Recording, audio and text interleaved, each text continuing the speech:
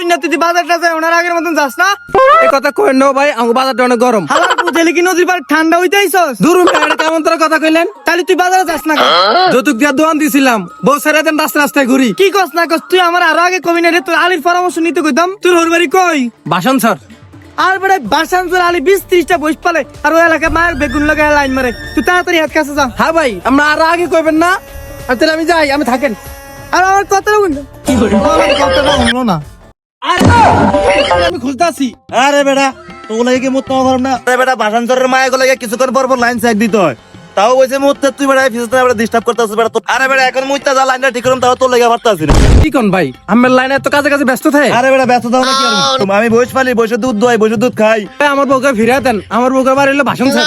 ও সুনিয়ার কথা কইছিস? সুনিয়া হ ভাই, আমরা চিনেন কেমনে ভাই? আমি চিনবো না? কোন মেয়ের তালাক হইলে আমার কাছে ফিরে আসে, আমি আবার সুনিয়া খাই। আচ্ছা ভাই, ফাটার লাগে কি সিস্টেম করেন? না বেটা তুই বিয়ে করছিস, ঘর সংসার করছিস, এমন তো কিছু বুঝছ না। তার মানে আপনার তো খারাপ। দূর হালার বলা, আমি 5 ওয়াক্ত নামাজ করি।